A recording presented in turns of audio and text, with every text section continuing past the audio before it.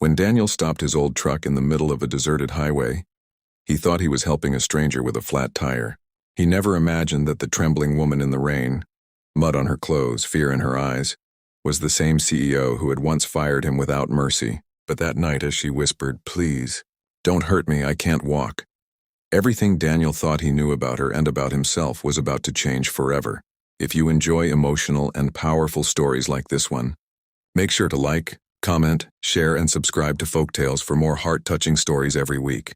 Tell us where you're watching from in the comments. We love hearing from you. Now, let's begin today's story. It was nearly midnight when Daniel saw the flickering hazard lights on the side of the road.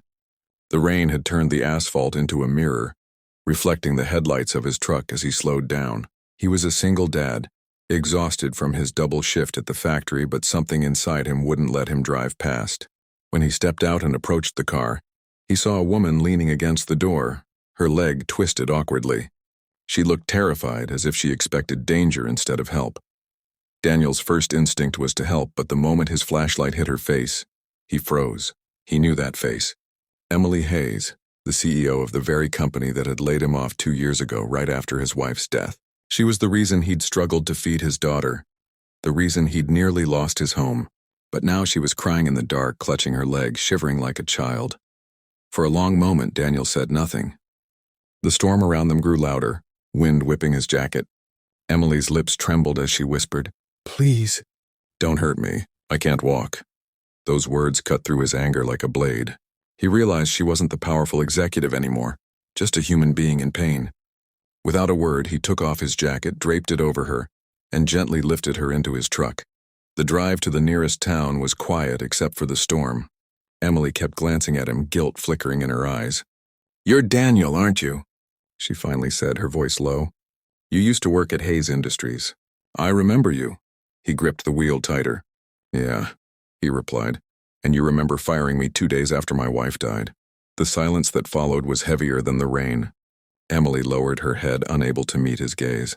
When they reached the small clinic, Daniel carried her inside, his arms trembling from exhaustion. The nurse on duty took her in immediately. As he filled out the forms, he hesitated before writing his name. Part of him wanted to walk away, to let her deal with her fate, but something deeper held him there. Maybe it was his daughter's voice in his head, always reminding him to be kind no matter what life throws at you. An hour later, Emily was resting in a hospital bed, her ankle wrapped in bandages. When Daniel came in to check on her, she looked up with tears in her eyes. "You should hate me," she whispered. "I ruined your life." He sighed, sitting down beside her. "Hate doesn't fix anything," he said quietly. "I learned that the hard way. My daughter needs me to be better than that." Over the next few days, Emily had no one else to help her. Her phone had died, and her driver never came back after the crash. Daniel, against his better judgment, kept showing up, bringing her soup, helping her get medication, making sure she was safe. Slowly, their conversations grew deeper. She told him about her lonely life at the top, how success had cost her friends, love, and peace. He told her about losing his wife, about raising his little girl alone. Two broken souls sitting in silence somehow began to heal each other.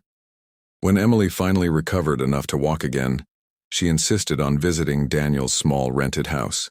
His daughter Lily opened the door and smiled up at her, offering a cookie.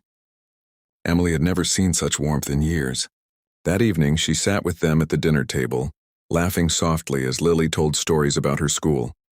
For the first time, Emily felt like she belonged somewhere, not in a boardroom, but in a home filled with love and forgiveness. Weeks passed, and Emily returned to her company. But she wasn't the same. Her cold office walls felt emptier than before. She started new policies to protect workers, ensuring that no one would face what Daniel had endured. One afternoon, she visited his factory and offered him a management position, not out of pity, but out of respect. "You showed me what true strength looks like," she said. And it wasn't power. It was compassion. Daniel accepted the offer, not because of the money, but because he believed in the change she was trying to make. As he walked out of her office, Emily called after him, her voice trembling. "Daniel," she said softly, "thank you for saving me that night. Not just from the road, but from myself." Outside the window, the sun broke through the clouds for the first time in weeks. Daniel smiled as he thought of Lily waiting for him at home. Maybe life had a strange way of healing people. not through revenge or anger, but through unexpected kindness. And that is the story of how a single father's compassion turned an enemy into a friend and gave both of them a second chance at life.